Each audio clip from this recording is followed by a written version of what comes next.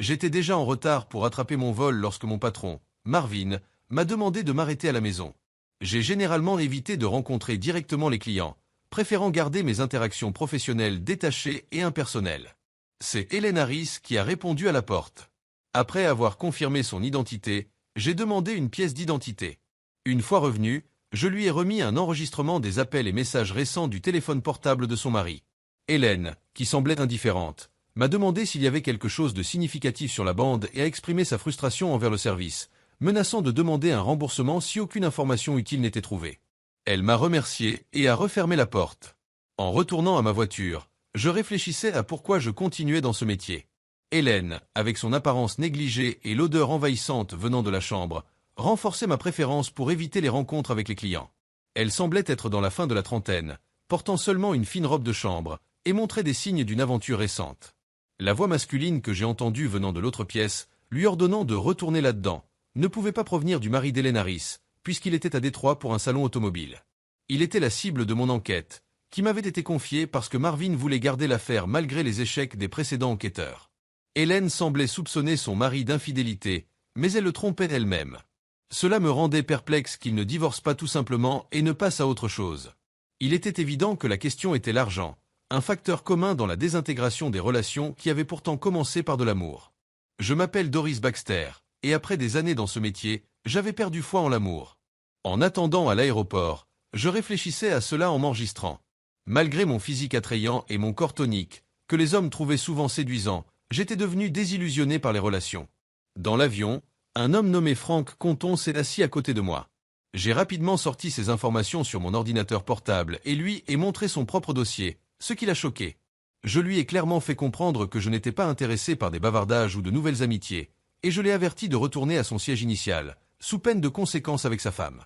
Frank a obtempéré et s'est rapidement retiré. J'ai ensuite examiné une photo de Mark Harris, qui, à 28 ans, était nettement plus jeune que sa femme.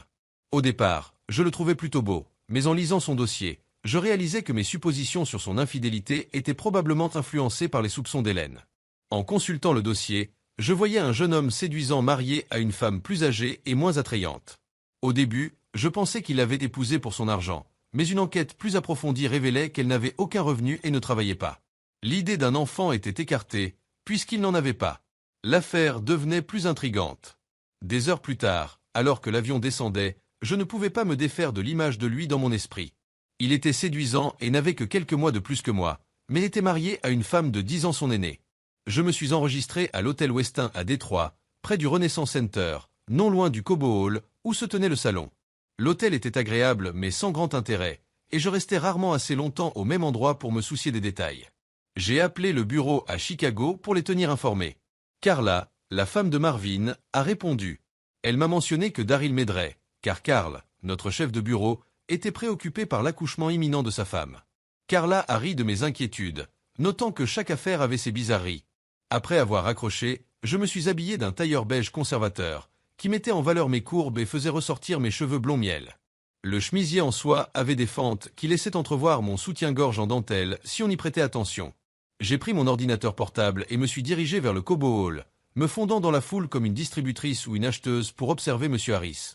Mon ordinateur portable et mon téléphone portable étaient équipés de puissants appareils photo numériques pour capturer toute mauvaise conduite. En parcourant l'exposition de composants automobiles, je faisais semblant d'être intéressé, mais j'étais perplexe devant l'obsession de remplacer des systèmes d'échappement parfaitement fonctionnels par d'autres plus bruyants mais similaires. J'ai repéré Mark Harris, qui avait une allure encore meilleure en personne que sur ses photos. Son apparence et ses mouvements fluides, à la différence de la réalité souvent décevante des photographies, m'ont impressionné. Il était plus musclé et gracieux que je ne l'avais imaginé, se déplaçant aisément dans la foule et s'arrêtant fréquemment pour s'intéresser à divers stands. Le suivre était difficile, il se déplaçait rapidement et habilement dans la foule, rendant la tâche ardue. Malgré le fait que j'ai failli être repéré à plusieurs reprises, j'ai réussi à le suivre pendant qu'il interagissait avec différents stands et prenait des notes sur des articles qui l'intéressaient. Un moment m'a particulièrement surprise lorsque Mark Harris s'est soudainement retourné et s'est dirigé rapidement vers un stand, bougeant si rapidement que je me suis préparé à une collision. Remarquablement, il m'a complètement évité et m'a présenté des excuses polies, avec un sourire timide mais charmant. À cet instant, j'ai réalisé que mon détachement professionnel commençait à faiblir. Bien que je tentasse de paraître désintéressé, je me sentais attiré par lui et j'ai remarqué que de nombreuses femmes essayaient d'attirer son attention. Cependant, son manque d'intérêt pour elle laissait entendre qu'il pourrait être dans une relation sérieuse. J'ai envisagé 3 possibilités. Soit il était gay, soit trop concentré sur son travail, soit amoureux. Rejetant la première option, je me suis concentré sur les 2 autres, avec une préférence pour l'idée d'une relation sérieuse, qui semblait la plus probable. S'il était effectivement en couple, je pourrais recueillir des preuves pour sa femme et potentiellement gagner plus d'argent maintenant que j'étais sur cette affaire. J'étais déterminé à en savoir plus sur Marc cet après-midi-là. Marc, cet après-midi, bien qu'Hélène ne soit pas là, j'ai réalisé à quel point j'aimais les salons automobiles. La seule chose qui aurait pu améliorer l'expérience serait la présence d'Hélène à mes côtés. Je me souvenais de la période où elle venait à ces salons au début de notre mariage, et je l'admirais toujours, en particulier pour sa silhouette. Comme d'habitude, j'étais excité, mais je devais garder mon attention partagée. D'un côté, il y avait les vendeurs avec lesquels je voulais travailler pour mon entreprise, et de l'autre, une liste de modifications que je souhaitais apporter à ma Mustang. J'avais aussi des réunions prévues avec des contacts professionnels et des collègues du secteur, maintenant des interactions amicales mais professionnelles. J'évitais les hôtesses de stand, valorisant trop mon mariage. À 28 ans, je me sentais comme une vieille âme, déterminée à rester fidèle. J'aimais encore ma Mustang GT de 2006, même si je n'aimais pas les modifications apportées au modèle 2010. J'avais amélioré mes feux arrière en les remplaçant par des feux séquentiels, ce qui me plaisait. Mon approche des femmes reflétait mes opinions sur les voitures. Pourquoi chercher quelqu'un de nouveau quand j'avais déjà une partenaire parfaitement adéquate avec Hélène? En déambulant dans le salon, j'ai failli entrer en collision avec une femme frappante, aux cheveux blond miel. J'ai maladroitement manéuvré autour d'elle et me suis excusé, mais elle semblait peu impressionnée. J'espérais ne pas avoir à traiter avec son entreprise après cette mauvaise première impression. Après quelques heures, j'ai pris une pause dans la zone de restauration et trouvé la dernière table disponible. Bientôt, la femme avec qui j'avais failli entrer en collision m'a demandé si elle pouvait s'asseoir avec moi, et j'ai accepté. Elle était jolie, mais ne semblait pas exploiter son apparence à son avantage. Avant que nous puissions discuter, 2 hôtesses de stand que j'avais déjà vues se sont assises à notre table sans même demander. Elles ont ignoré ma compagne de table et se sont concentrées sur moi, mais j'ai clairement fait comprendre que je n'étais pas intéressé. Comme elles ne prenaient pas le message au sérieux, je me suis excusé, prétextant devoir appeler ma femme, et les ai laissées continuer leur conversation. Doris, alors que je m'asseyais près de Marc, j'espérais utiliser un peu de flirt pour qu'il engage la conversation, visant à boucler rapidement l'affaire. Cependant, Marc n'a initié aucune discussion et s'est concentré sur ses brochures de produits, ce qui a été un coup pour mon ego. 2 modèles de stand sont alors arrivés, se sont assises et m'ont complètement exclu de la conversation. J'ai commencé à enregistrer leur interaction avec la caméra de mon ordinateur portable. J'étais presque certaine que ces 2-là provoqueraient une réaction de sa part. Malgré leurs efforts, les réponses de Marc restaient brèves et peu accueillantes. Il montrait clairement, en insistant sur son alliance avec des gestes de la main, qu'il n'était pas intéressé. Néanmoins, les femmes persistaient, probablement en ciblant des hommes mariés qui seraient moins susceptibles de faire une scène. Finalement, Marc, frustré, s'est levé et a dit qu'il devait appeler sa femme avant de partir. Ce n'est qu'à ce moment-là que les mannequins ont finalement remarqué ma présence et m'ont demandé si nous nous connaissions. Après avoir expliqué que nous ne faisions que partager une table, la brune a exprimé son intérêt pour Marc. Elle a noté que, bien que beaucoup d'hommes se comportent de manière non professionnelle lors de ces événements, Marc se distinguait par son respect constant et sa bonne réputation parmi les vendeurs. Son comportement professionnel était remarquable, et elle admirait sa fidélité envers sa femme, la considérant comme un signe positif de son engagement. La brune était convaincue de sa capacité à attirer n'importe quel homme, y compris Marc, et elle était déterminée à le séduire. Son attitude froide laissait entendre qu'elle me voyait comme une possible rivale ou qu'elle ressentait le besoin d'affirmer sa domination. La blonde est alors intervenue, affirmant qu'elle avait l'intention d'avoir une aventure avec Marc avant la fin du salon, laissant la brune faire ce qu'elle voulait par la suite. Pour une raison quelconque, je commençais à m'énerver. Heureusement, j'ai reçu un appel de Daryl me demandant de le rejoindre au stand de concession. Il m'a informé d'un nouveau plan concernant notre cible, admettant que c'était quelque peu sournois. Daryl, qui était un ami proche et très compétent, avait pris l'initiative sans mon accord, en raison de notre manque de progrès au cours des 3 dernières semaines. Je lui ai rappelé que j'étais censé être responsable, bien que je sache par expérience que l'implication émotionnelle de Daryl influençait parfois son jugement. Le principal défaut de Daryl n'était pas son implication émotionnelle dans les affaires, mais sa peur de ternir son dossier impeccable. Il n'avait jamais échoué à obtenir des résultats et était déterminé à maintenir cette réputation. Daryl a détaillé son plan. Marc assisterait à une présentation vidéo par American Muscle, puis retournerait à son hôtel avant le dîner d'ouverture du salon, qui comprendrait de la musique live et de la danse. Daryl avait arrangé la rencontre de 4 escorts avec Mark, soit lors de la présentation, soit au dîner, dans l'espoir que l'une d'elles le compromettrait et permettrait de clore l'affaire. Bien que j'ai accepté le plan, j'avais des doutes. Mon subconscient, influencé par les interactions précédentes de Mark, suggérait qu'il n'était pas infidèle. Après presque un mois sans preuve, j'étais encline à croire que Mark Harris était fidèle. 1 heure plus tard, j'ai trouvé le stand d'American Muscle et aperçu Mark assis au 2e rang. Je me suis approché d'un homme portant un polo American Muscle qui aidait à organiser la présentation. Je lui ai laissé entendre qu'une future rencontre serait possible, et il m'a placé au 1er rang, réservé aux employés. J'ai choisi de m'asseoir devant Mark pour m'assurer qu'il me verrait, tout en faisant semblant de ne pas le remarquer. De cette manière, je pouvais laisser une impression sans paraître trop évidente. J'étais impatiente que la présentation commence, mais pas particulièrement intéressée par le contenu. Une femme mince aux cheveux bruns est entrée dans la salle de présentation et s'est approchée de Mark, lui demandant si la place à côté de lui était prise. Bien que je n'ai pas pu entendre sa réponse, il a regardé autour de lui pour voir s'il restait d'autres sièges disponibles. La femme, l'une des escorts engagées par Daryl, s'est assise avec un siège vide entre eux, plaçant son sac à main là pour s'assurer qu'ils ne seraient pas séparés. En observant Mark, il était clair qu'il ignorait son propre attrait. Au lieu d'apprécier l'attention, il semblait perplexe face à l'intérêt qu'elle lui portait et se demandait pourquoi elle avait choisi de s'asseoir à côté de lui. L'escorte a commencé à discuter avec Mark à propos de l'entreprise et des produits, mais il a fait semblant de ne pas l'entendre, scrutant la salle comme s'il cherchait quelqu'un d'autre. Lorsqu'elle a mentionné que c'était sa première convention, Mark a faussement prétendu ne rien savoir de l'entreprise. Il lui suggéra simplement de regarder la présentation. Mark plongea son visage dans une brochure, espérant mettre fin à la conversation. Cependant, Mara et Amy entrèrent bientôt et s'approchèrent directement de Mark. Mara s'assit sur la chaise vide à sa droite, tandis qu'Amy tenta de s'asseoir à sa gauche, là où l'escorte avait posé son sac à main. L'escorte déplaça rapidement son sac et prit la place elle-même, bloquant ainsi la tentative d'Amy. Mark, visiblement frustré, se leva alors que Mara essayait de le retenir en arrière. « Chérie, où vas-tu » demanda Mara, son léger accent donnant à ses mots une touche d'exotisme. « Je ne vous connais pas » balbutia Mark. « Bien sûr que si, nous sommes de vieilles amies, tu t'es jointe à nous à la cafétéria » ajouta Amy en s'impliquant dans la conversation. La présence des 2 femmes attirait déjà l'attention de tous les environs. Alors que Mark se levait précipitamment pour partir, tous les regards étaient braqués sur lui. Se sentant embarrassé, il regarda autour de lui et nos yeux se croisèrent. À ce moment-là, le temps sembla se figer, et je ressentis une pointe de sympathie pour lui. Avec mon expérience dans les enquêtes, j'étais experte dans la détection des mensonges et des intentions cachées, mais en cet instant, je me sentais tiraillé. Professionnellement, j'étais intrigué par la situation qui se déroulait et je voulais observer les réactions de toutes les personnes impliquées pour comprendre leurs motivations. Mara et Amy essayaient clairement d'ensorceler Mark, utilisant chaque occasion pour entrer en contact avec lui. Même cette scène chaotique jouait en leur faveur, car elle garantissait qu'ils les remarqueraient, établissant ainsi les bases pour des interactions futures. Elle prévoyait de s'excuser plus tard, pour apaiser la situation et augmenter leurs chances de créer un lien plus profond, tout en sabotant les efforts de l'escorte. L'escorte, qui espérait une grosse somme d'argent, se trouvait effectivement mise de côté.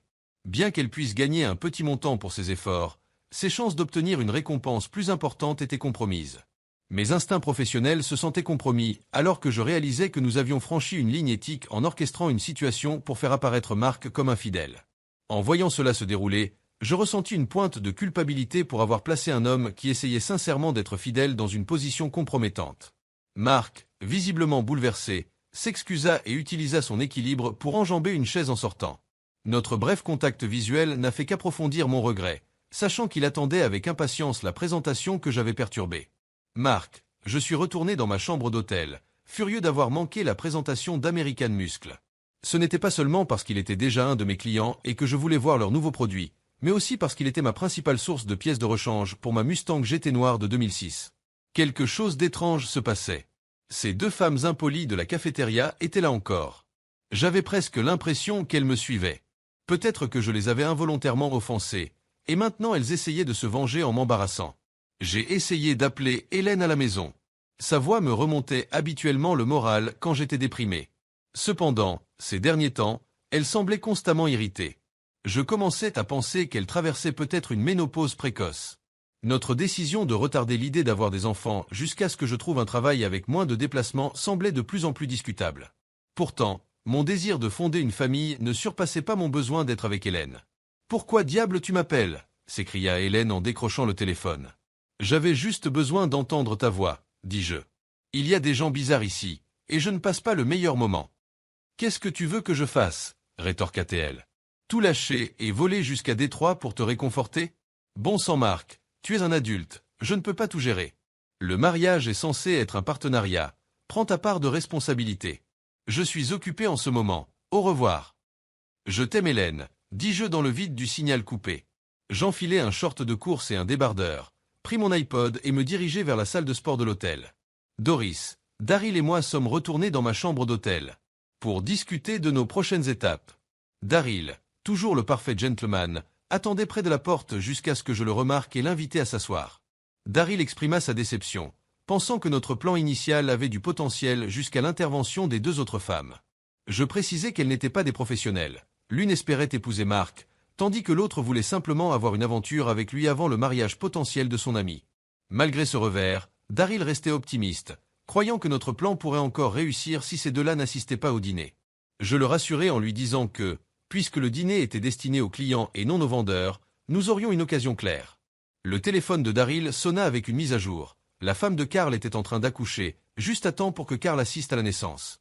Alors que Daryl me rapportait la nouvelle, je me pris à réfléchir brièvement à l'idée de fonder une famille moi-même, mais je rejetai rapidement cette pensée. Depuis le début de cette affaire, j'ai des pensées vraiment troublantes. Daryl. Que penses-tu de cette affaire? Lui demandai-je. C'est compliqué, répondit-il. Ce gars est plutôt malin, je lui accorde ça. Je ne pense pas qu'il soit plus rusé que celui qu'on a attrapé avec la maîtresse de son enfant, mais ils finissent toujours par faire une erreur. On l'aura, j'en suis certain. Daryl, pourquoi es-tu si sûr qu'il trompe? Lui demandai-je. Oh mon Dieu, dit Daryl. Écoute ça. Il me fit écouter un enregistrement de Marc appelant sa femme après avoir quitté la présentation. Daryl trouva ça hilarant et ne cessait de rejouer la dernière partie. Je t'aime, Hélène. Pip. Soudain, j'étais furieuse. Je n'avais jamais ressenti une telle colère ou une telle peine auparavant. Ferme-la, Daryl, criai-je. Il y eut un silence tendu entre nous. Je pris une grande inspiration et m'excusai auprès de mon ami. Est-ce que j'ai fait quelque chose de mal? Demanda Daryl. Je suis désolé, Daryl. Ce n'est pas toi, c'est moi.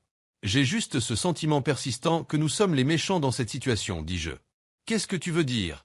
Demanda-t-il. Daryl, nous ne sommes ni les héros ni les méchants ici. Notre travail consiste simplement à observer et à recueillir des preuves.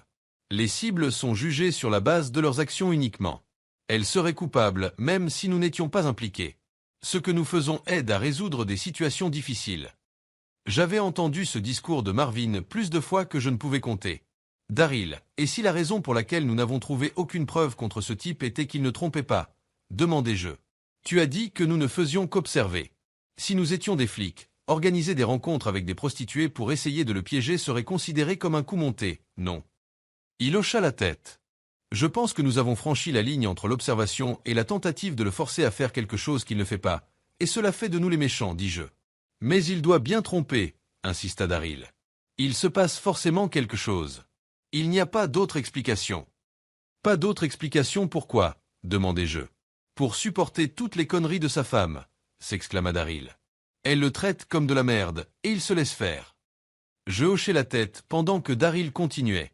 Tu as vu sa femme? Demanda-t-il. Je hochai à nouveau la tête. Elle est plus âgée que lui, elle ne travaille pas, n'a pas d'argent en dehors de ce qu'il lui donne, et elle n'est pas vraiment belle, dis-je. Pas vraiment belle, répéta Daryl. Cette femme ressemble à Frodon Saquet. Et en plus, elle le trompe. Pourquoi diable supporterait-il tout ça? Demanda Daryl. Tu l'as entendu au téléphone, Daryl, dis-je tristement. Il l'aime. Nous la voyons comme une profiteuse infidèle et moche, mais lui, il l'aime. Donne-lui jusqu'à ce soir et demain. Si nous ne trouvons rien d'ici là, il faudra en parler à Marvin, dis-je. Daryl avait réussi à décrocher un poste de serveur pour le dîner, ce qui lui permettrait de se déplacer dans la salle et de placer des caméras pour surprendre Marc sur le fait. Malgré le professionnalisme de Daryl, je ne pouvais m'empêcher de penser que Marc ne se laisserait pas piéger. Une partie de moi espérait même qu'il ne le ferait pas. Le dîner traîna en longueur pendant près de 4 heures. Marc n'arriva qu'au bout d'1 heure, probablement à cause du stress causé par la présentation précédente. Lorsqu'il finit par arriver, il était calme, discutant avec des contacts professionnels et dînant avec eux. Il était évident que l'enthousiasme de Marc s'était estompé, peut-être à cause de la présentation manquée ou du comportement de sa femme. Aucune des 3 escorts n'avait réussi à capter son attention. Bien que plusieurs femmes lui aient demandé de danser, il déclinait poliment en montrant son alliance. J'avais d'abord pensé qu'il ne savait simplement pas danser. Cependant, lorsqu'une jeune fille d'une 12aine d'années lui demanda de danser, il la rejoignit sur la piste avec aisance. Après cela, il refusa à nouveau les offres de danse, en utilisant son alliance comme excuse. Je me demandais pourquoi je ne pouvais pas trouver un homme comme ça. « Hélène, tu peux imaginer l'audace de ce type » m'écriai-je avec colère. « Comment ose-t-il m'interrompre avec ces conneries futiles ?»« Hélène, tu peux imaginer l'audace de ce type » m'écriai-je avec colère. « Comment ose-t-il m'interrompre avec ces conneries futiles ?» Où en étions-nous? Je fis les 100 pas avant de revenir vers Robert et m'agenouiller devant lui. Tout à coup, il me saisit fermement par les épaules et me fit pivoter. Il cracha sur le bas de mon dos. « Non, Bobby, suppliai-je doucement. Pas là, ça me fait encore mal depuis plus tôt aujourd'hui. »« Très bien, répondit-il. Je ne veux pas te forcer à faire quelque chose qui te met mal à l'aise.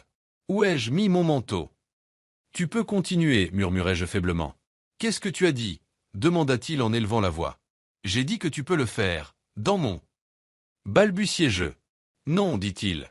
Je crois que je vais partir maintenant. On dirait que tu n'as pas vraiment envie que je le fasse. » Bobby, JETN Supply, dis JE. S'il te plaît, fais-le, tu peux le faire quand tu veux. Cette partie de mon corps t'appartient. En vérité, je détestais cela. Mais après quelques minutes, la douleur disparut et je commençai à apprécier. Cependant, il se retira rapidement et le fit sur mon visage, un spectacle qu'il appréciait. Je savais qu'il valait mieux ne pas essayer de l'essuyer. Il aimait me voir couverte de son fluide, et il avait même pris des photos de moi dans cet état. Ensuite, il ajouta une touche humiliante en crachant sur moi.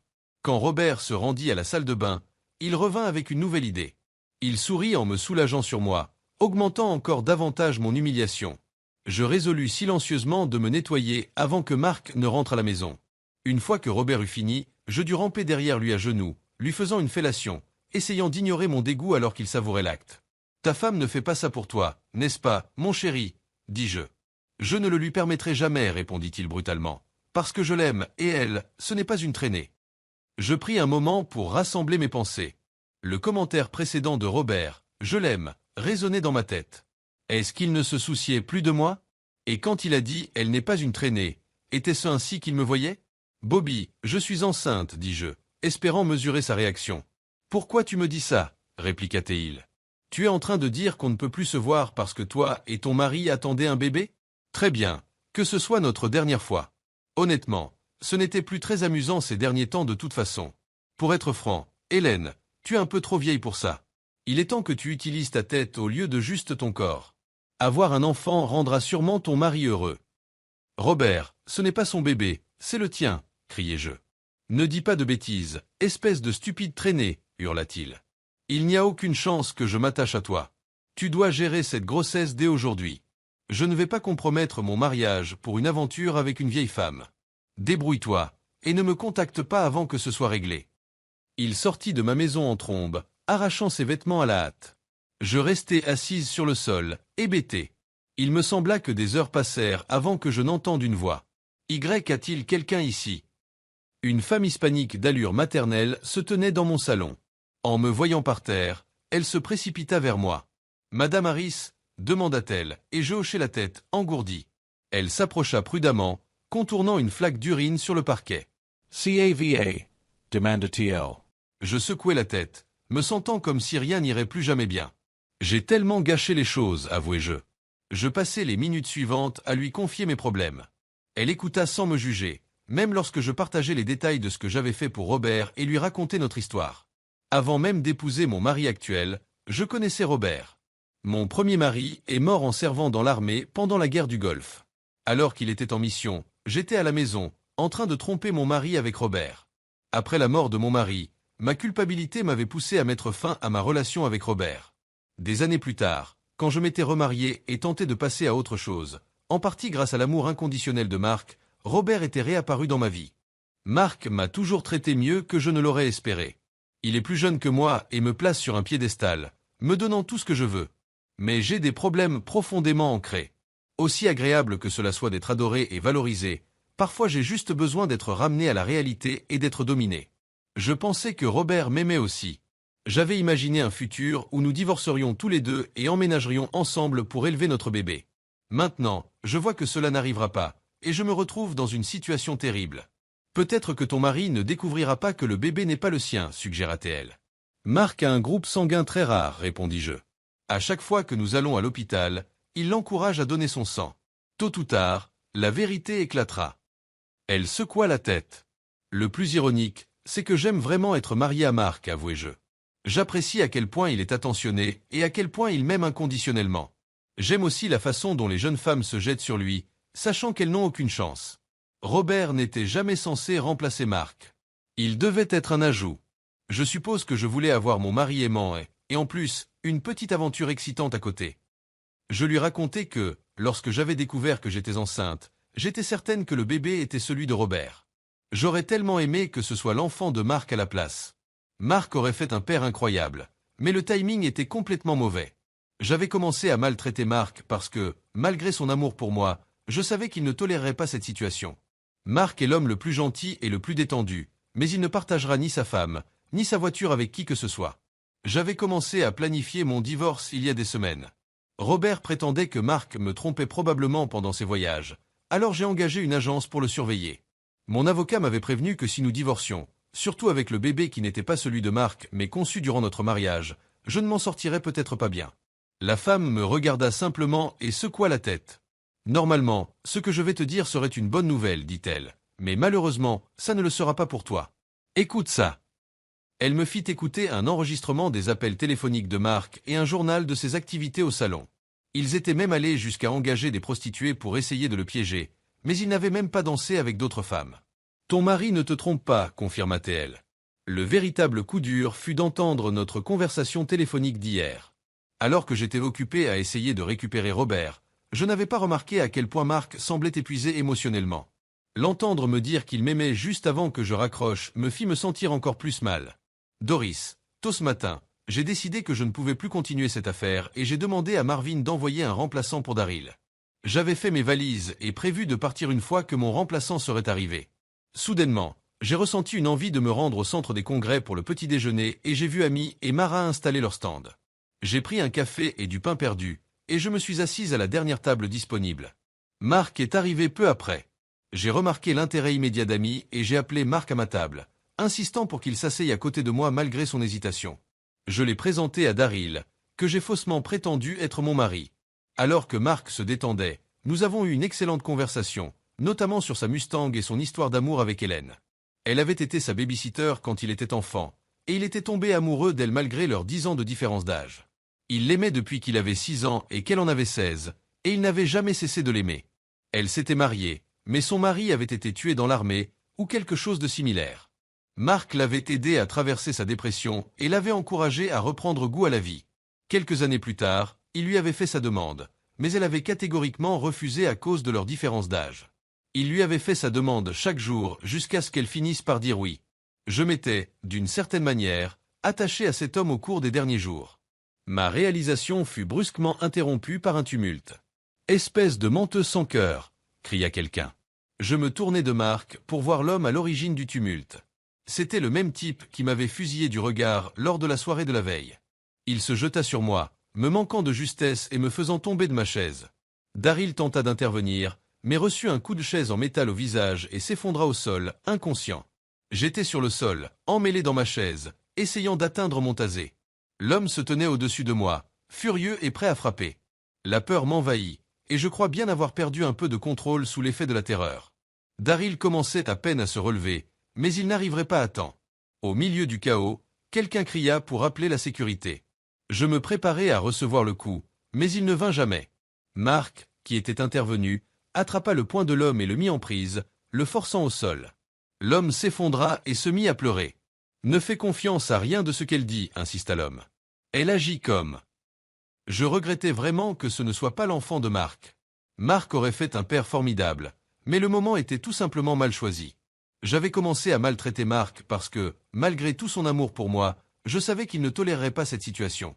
Marc est le type le plus gentil et le plus relax, mais il ne partage ni sa femme ni sa voiture avec qui que ce soit. J'avais commencé à planifier mon divorce il y a des semaines. Robert prétendait que Marc me trompait probablement pendant ses voyages, alors j'avais engagé une agence pour le suivre. Mon avocat m'avait prévenu que si nous divorcions, surtout avec un bébé qui n'était pas celui de Marc mais conçu pendant notre mariage, je risquais de ne pas m'en sortir indemne. La femme me regarda simplement et secoua la tête. Normalement, ce que je vais te dire serait une bonne nouvelle, dit-elle, mais malheureusement, ça ne le sera pas pour toi. Écoute ça. Elle fit jouer un enregistrement des appels téléphoniques de Marc et un rapport de ses activités au salon. Ils étaient même allés jusqu'à engager des prostituées pour essayer de le piéger, mais ils n'avaient même pas dansé avec d'autres femmes. Ton mari ne te trompe pas, confirma-t-elle. Le véritable coup dur fut d'entendre notre conversation téléphonique d'hier. Alors que j'étais occupé à essayer de reconquérir Robert, je n'avais pas remarqué à quel point Marc semblait émotionnellement épuisé. L'entendre me dire qu'il m'aimait juste avant que je raccroche me fit encore plus de mal. Doris, tôt ce matin, j'ai décidé que je ne pouvais pas continuer cette affaire et j'ai demandé à Marvin d'envoyer un remplaçant pour Daryl. J'avais fait mes valises et prévu de partir dès que mon remplaçant arriverait. Soudainement, j'ai ressenti le besoin de me rendre au centre de congrès pour le petit déjeuner et j'ai vu Amy et Mara installer leur stand. J'ai pris un café et du pain perdu, et je me suis assise à la dernière table disponible. Marc est arrivé peu après. J'ai remarqué l'intérêt immédiat d'Amy et j'ai appelé Marc à ma table, insistant pour qu'il s'assoie à côté de moi malgré son hésitation. Je l'ai présenté à Daryl, que j'ai prétendu être mon mari. Alors que Marc se détendait, nous avons eu une excellente conversation, notamment à propos de sa Mustang et de son histoire d'amour avec Hélène. Elle avait été sa baby-sitter quand il était enfant, et il était tombé amoureux d'elle malgré leurs 10 ans de différence d'âge. Il l'aimait depuis qu'il avait 6 ans et qu'elle en avait 16, et il n'avait jamais cessé de l'aimer. Elle s'était mariée, mais son mari avait été tué dans l'armée, ou quelque chose comme ça. Marc l'avait aidé à surmonter sa dépression et à reprendre goût à la vie. Quelques années plus tard, il lui avait demandé de l'épouser, mais elle avait catégoriquement refusé en raison de leur différence d'âge. Il lui avait fait sa demande chaque jour jusqu'à ce qu'elle finisse par dire oui. Je m'étais, d'une certaine manière, attaché à cet homme au cours des derniers jours. Ma prise de conscience fut brusquement interrompue par un tumulte. « Espèce de menteuse sans cœur !» cria quelqu'un. Je me tournai de Marc pour voir l'homme à l'origine du tumulte. C'était le même homme qui m'avait fusillé du regard lors de la soirée précédente.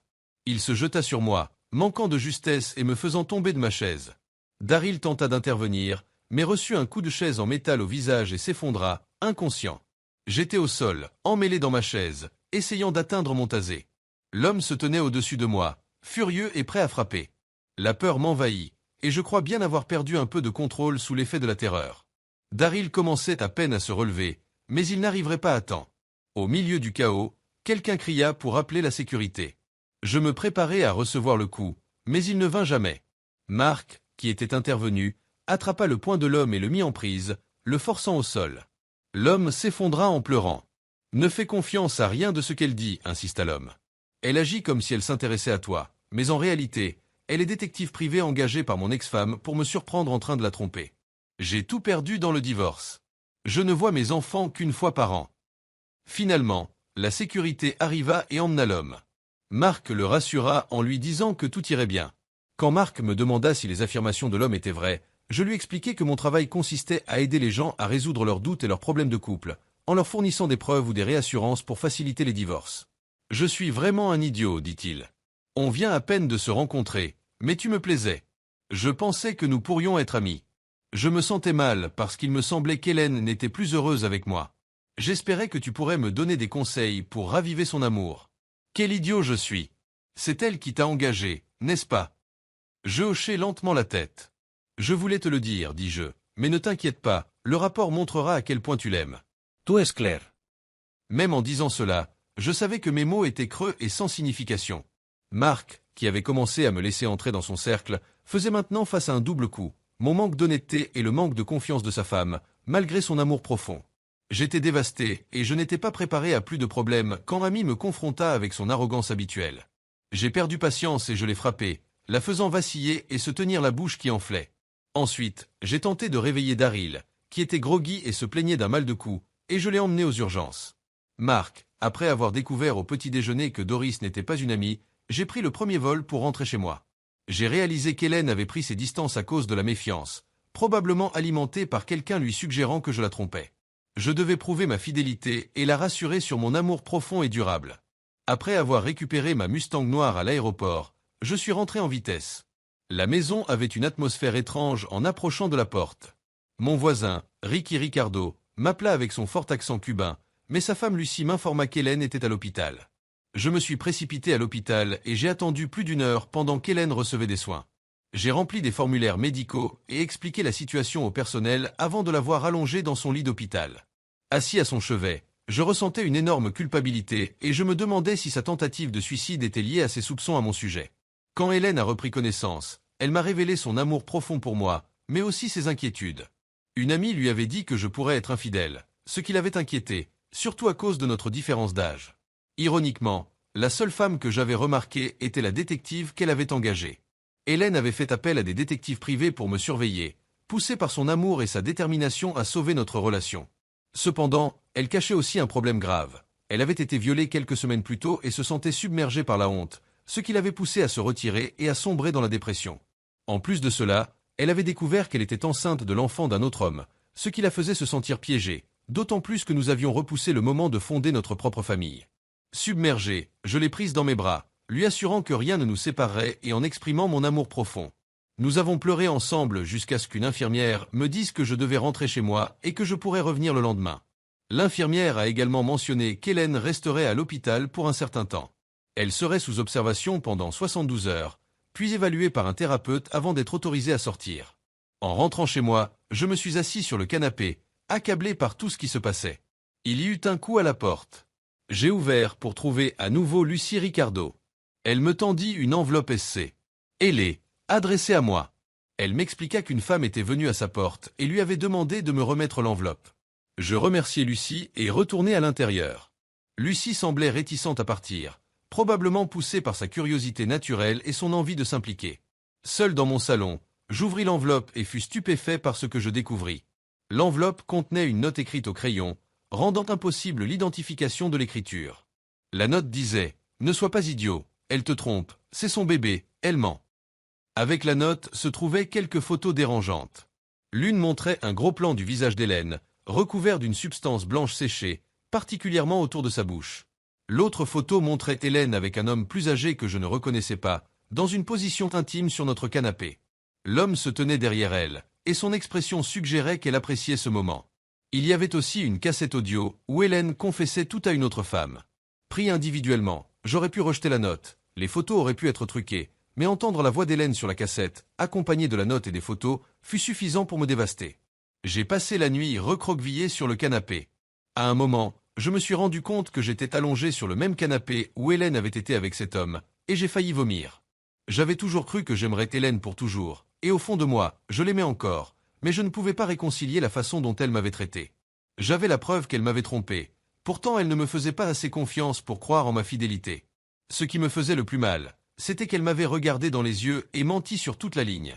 Je n'étais même pas sûr que sa tentative de suicide soit réelle ou juste une manigance pour susciter ma sympathie pendant qu'elle continuait à tisser ses mensonges. Le lendemain matin, j'ai demandé un congé personnel au travail. Au lieu de confronter Hélène avec les preuves et d'exiger des détails sur sa liaison, j'ai choisi de prendre mes distances. J'étais profondément blessé et j'avais besoin de me vider la tête, alors j'ai décidé de fuir mes problèmes en m'inscrivant à un stage de conduite sportive pour essayer quelque chose de nouveau. Bien que je n'ai pas besoin d'améliorer mes compétences de conduite, j'avais besoin d'un changement de rythme loin de la route. J'ai appelé mon avocat pour qu'il commence à préparer les papiers du divorce. Cela semblait contradictoire que quelqu'un qui aimait profondément son partenaire puisse soudainement ne plus vouloir avoir affaire à elle, mais le fait d'avoir été trompé et de se sentir dévalorisé rendait cela plausible. J'avais encore des sentiments forts pour Hélène, mais je doutais de son amour pour moi. J'ai expliqué la situation à mon avocat, y compris les preuves, et je lui ai fait écouter une partie de l'enregistrement. Il a sympathisé et a accepté de s'occuper du dossier. Le stage était en Arizona, donc j'avais beaucoup de temps pour réfléchir pendant le trajet. Juste avant la tombée de la nuit, mon téléphone a sonné. Je pensais que c'était mon avocat, mais c'était Hélène. Il semblait que c'était la première fois qu'on lui permettait d'utiliser le téléphone. Elle m'a dit qu'elle s'était inquiétée toute la journée. « Où étais-tu, chérie ?» demanda-t-elle. « Hélène, tu me confonds peut-être avec Robert, dis-je froidement. Je pense que tu as composé le mauvais numéro. Ce n'est pas ton chéri, c'est juste ton mari ignorant qui t'aime depuis qu'il sait à peine marcher. » Elle resta silencieuse, et je pouvais entendre sa respiration, mais elle ne répondit pas. J'ai beaucoup appris sur les gens ces derniers jours, Hélène. Peut-être que j'étais trop confiant, ou juste naïf, Mais tout ça, c'est terminé maintenant, dis-je. S'il te plaît, ne m'appelle plus. J'ai déjà dit à mon avocat comment je voulais gérer le divorce. Tu as jusqu'à la fin de la semaine pour prendre tout ce que tu veux de la maison. Après cela, je la mets en vente. Marc, s'il te plaît, je sais que j'ai fait une erreur, dit-elle. Nous devons en discuter. Je pense que je fais une crise de la quarantaine ou quelque chose comme ça. Je vais suivre une thérapie. Nous n'avons pas à finir comme ça. Nous pouvons surmonter ça. Je ne verrai plus jamais Robert. Je mettrai le bébé en adoption ou ferai ce que tu voudras. S'il te plaît, ne me quitte pas, Marc. Tu m'aimes. J. Rackroche. Le téléphone a de nouveau sonné 5 minutes plus tard. J'ai vu son numéro apparaître sur l'identifiant d'appel et je n'ai pas pris la peine de répondre. Au cours de l'heure suivante, elle m'a laissé 14 messages, que j'ai tous supprimés sans les écouter. Je me sentais complètement idiot. J'avais été amoureux d'Hélène avant même que la plupart de mes amis ne remarquent les filles. En fait, je suis tombé amoureux d'elle avant même de m'intéresser aux filles. Quand elle a commencé à me garder, je trouvais les filles totalement inutiles et bizarres. Je ne voyais aucune raison d'être ami avec elle. Elle n'était pas douée au baseball, ne pouvait pas grimper aux arbres et avait peur des grenouilles. À quoi servait-elle? D'un autre côté, elle s'intéressait aux poupées et à des jeux ridicules, qui me semblaient totalement inutiles. Mais quand Hélène me gardait, tout changeait. Elle s'intéressait à tout ce que je disais et me parlait d'une manière qui me faisait me sentir spécial. Je la suivais partout comme un chiot amoureux, et je ne m'en suis jamais lassé. Elle pouvait me faire des choses simplement en me le demandant, des choses que mes parents ne pouvaient pas me faire faire, ou devaient me menacer pour que je les fasse. J'aurais fait n'importe quoi pour Hélène. En revanche, j'ai toujours eu une aversion profonde pour tout garçon qu'Hélène fréquentait.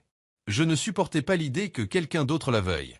Je me souviens quand Hélène a eu 18 ans et a commencé à sortir avec Jérémy Martin. J'avais juste 8 ans à l'époque, et pendant qu'Hélène me préparait mon goûter du soir et me lisait une histoire, mes parents ne faisaient jamais ça.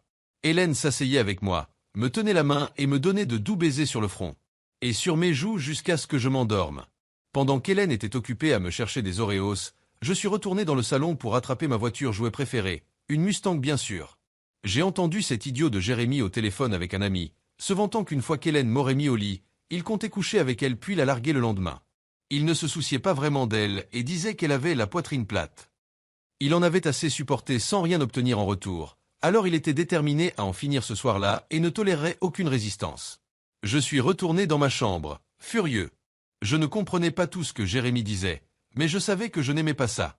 Quand Hélène est entrée dans ma chambre, nous nous sommes regardés.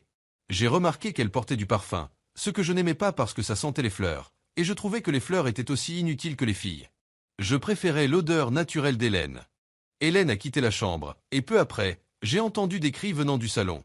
Je suis sorti du lit pour voir ce qui se passait, et j'ai vu Jérémy pousser Hélène sur le canapé. Il était en train de défaire sa ceinture et se tenait au-dessus d'elle.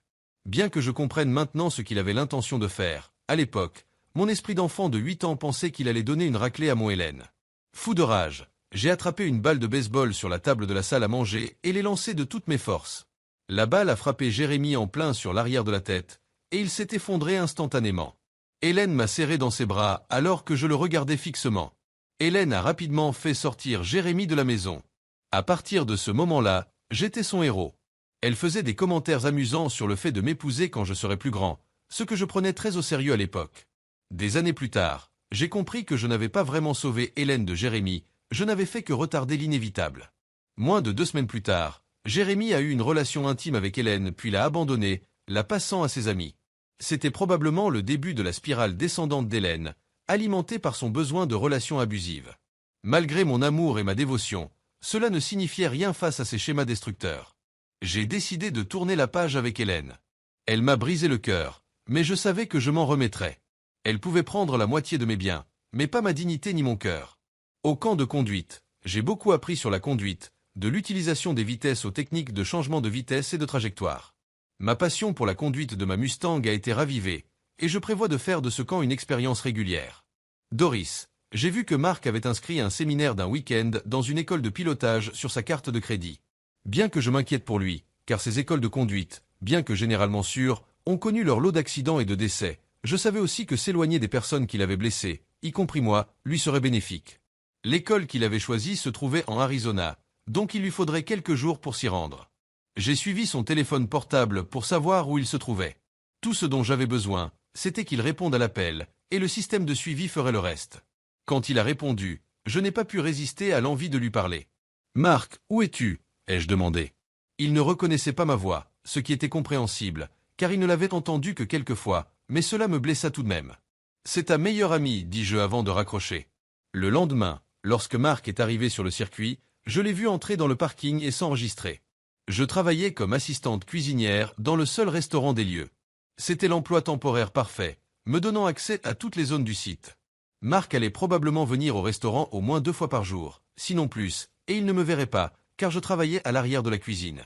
Je portais une perruque brune et de grandes lunettes, et malgré cela, des hommes continuaient à me draguer. J'ai failli perdre mon emploi la première fois que Marc est entré dans le restaurant. Brandy, la serveuse, s'est accrochée à Marc avant même qu'il ne s'assoie. Elle était tout autour de lui caressant le bras en l'aidant à s'installer et frôlant accidentellement sa poitrine contre son épaule en lui tendant le menu. Elle s'est même penchée devant lui, mettant ses fesses juste devant son visage pour lui donner un couteau et une fourchette, alors qu'il avait déjà des couverts enveloppés dans des serviettes dans la poche de son tablier. Quand Brandy est retournée en cuisine, elle avait un sourire suffisant. « Je vais bien m'amuser avec celui-là, dit-elle. Peut-être que je vais l'épouser et avoir ses bébés. » Je l'aimais bien avant, mais après cette rencontre, elle a failli recevoir un coup de tasée et être étranglée ce matin-là. Cependant, j'ai bien ri quand elle a laissé un mot avec son numéro de téléphone sur la table de Marc et qu'elle est revenue plus tard pour le trouver toujours là. Cet après-midi-là, en le regardant conduire, je me suis surprise à agripper le banc de toutes mes forces à chaque fois qu'il prenait un virage serré à grande vitesse. Il était devenu clair pour moi que j'avais un problème sérieux. Ma raison initiale pour suivre Marc était de réparer le tort que mon enquête avait causé dans sa vie. Lorsque je suis entré dans sa vie pour la première fois, Marc était une personne sincèrement heureuse et gentille, qui aimait sa femme et croyait qu'elle l'aimait aussi. J'avais contribué à lui enlever cela. Même s'il avait encore un bon travail et une vie décente, je voulais qu'il trouve quelqu'un qui puisse remplacer l'amour que j'avais aidé à détruire. Cela m'a fait me demander pourquoi je ne voulais pas qu'il finisse avec Brandy. Je me suis convaincu que j'avais besoin de l'évaluer d'abord. Je me suis aussi dit que je devais gérer son divorce correctement. Je n'allais pas laisser cette vieille femme le dépouiller de tout. Je dois beaucoup de crédit à Marvin. Il aurait pu simplement me licencier, mais à la place, il m'a laissé travailler à mon propre rythme. Je pouvais m'impliquer dans des affaires tout en gérant mon travail de garde d'enfants, comme il décrivait le fait de garder un œil sur Marc. Cet arrangement profiterait à Marvin à long terme, mais c'est une histoire pour une autre fois. Au fil des années, j'ai noué des relations avec de nombreux avocats locaux. Nous nous envoyions souvent des clients mutuellement. Les avocats envoyaient des clients à un détective privé pour des preuves de divorce, et inversement. Il n'était donc pas surprenant que je connaisse l'avocat de Marc. Marc donnait à cette vieille sorcière au look de hobby bien plus qu'elle ne méritait, juste pour se débarrasser d'elle. Pendant ce temps, elle se battait désespérément pour stopper ou retarder le divorce.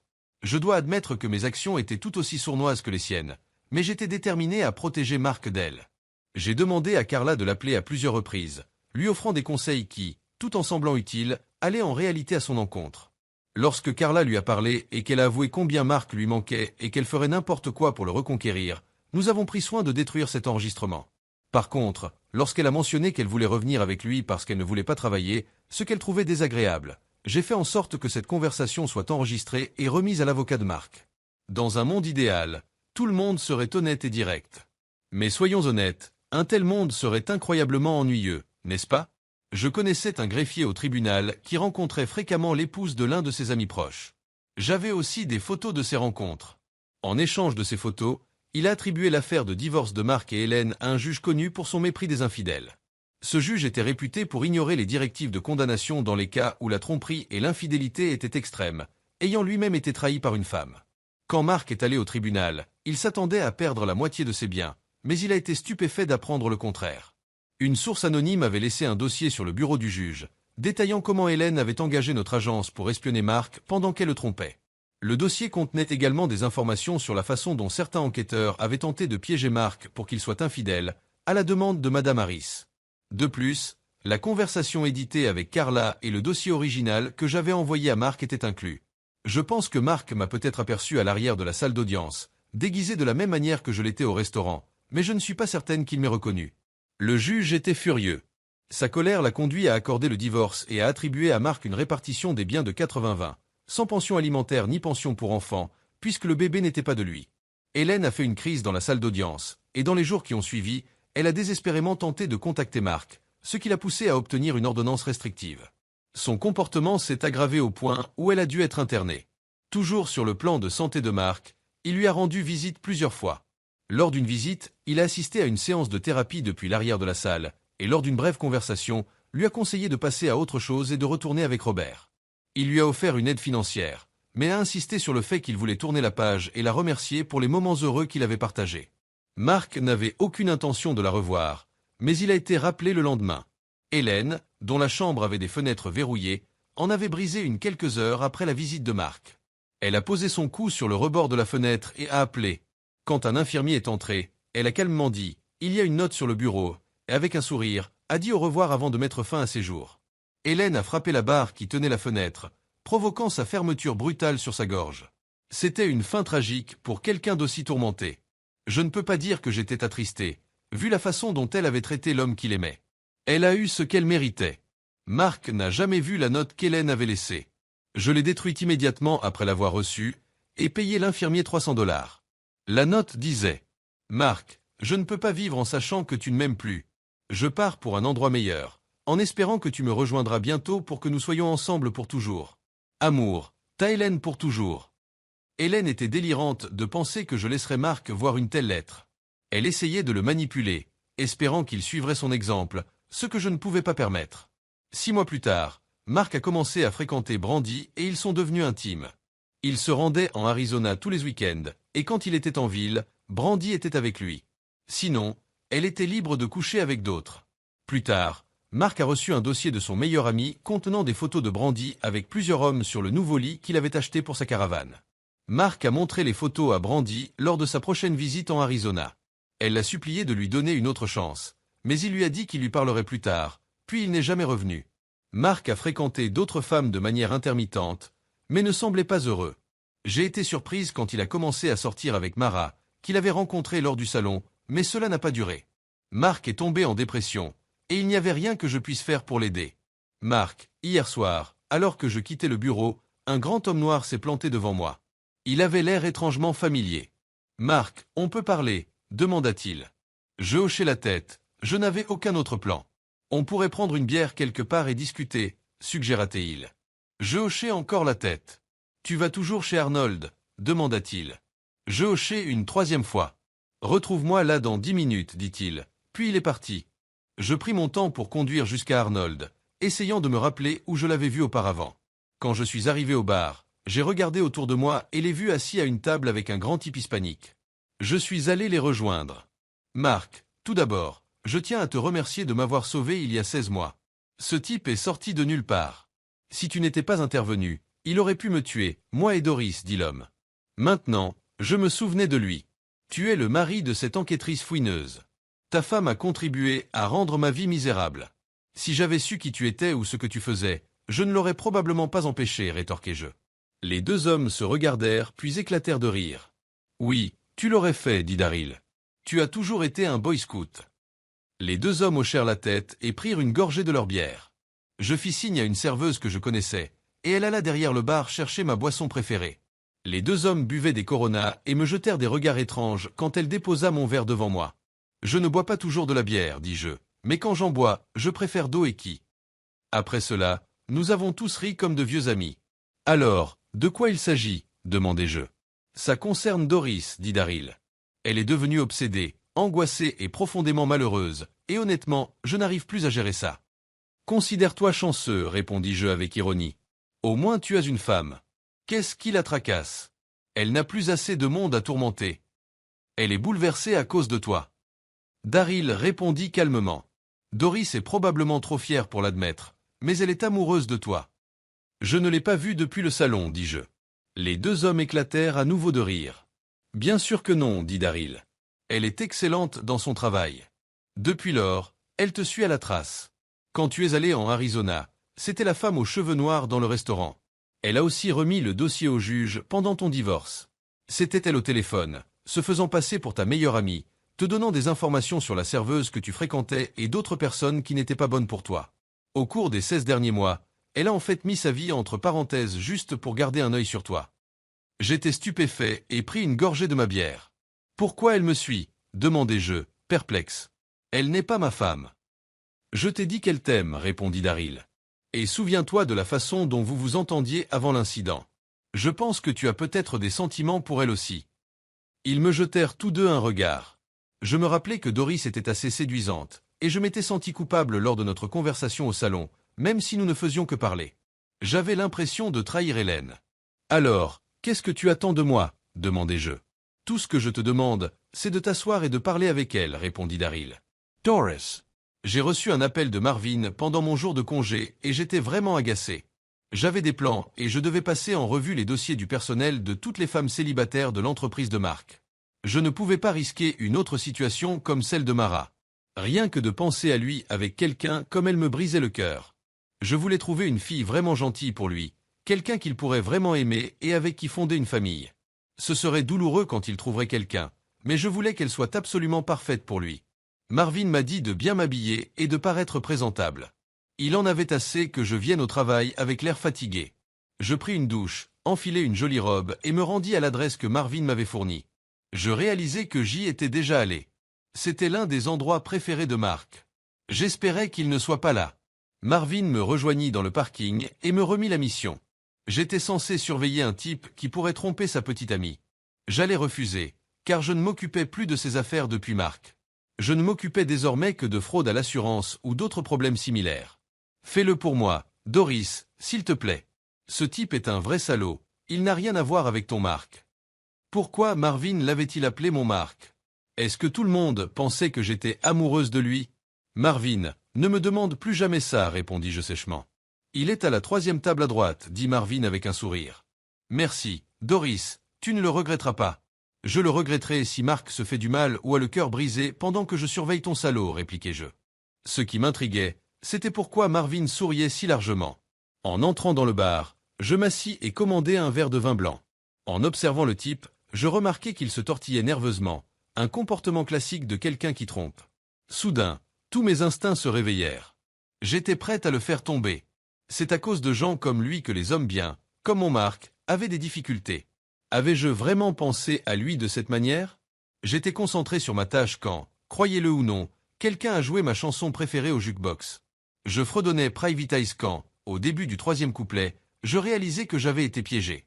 Pourquoi essayer de cacher ton vrai toi? Je suis un espion, mais je suis de ton côté, jouait la chanson. Je me suis levé et suis allé à la table. Quand je me suis assise en face de l'homme, j'ai remarqué que ses cheveux gras et longs étaient en réalité une perruque, et que son grand nez et ses lunettes faisaient partie d'un masque de Groucho Marx provenant d'un magasin de farce et attrape. J'ai ri en entendant Daryl Hall et John Oates chanter. Glisse-toi dans n'importe quel déguisement, je te reconnaîtrai toujours, regarde dans mes yeux privés. J'ai enlevé le masque pour révéler le visage amusé de Mark. Il t'a fallu un moment pour comprendre, dit-il en riant. Je pensais que tu étais censé être une détective privée.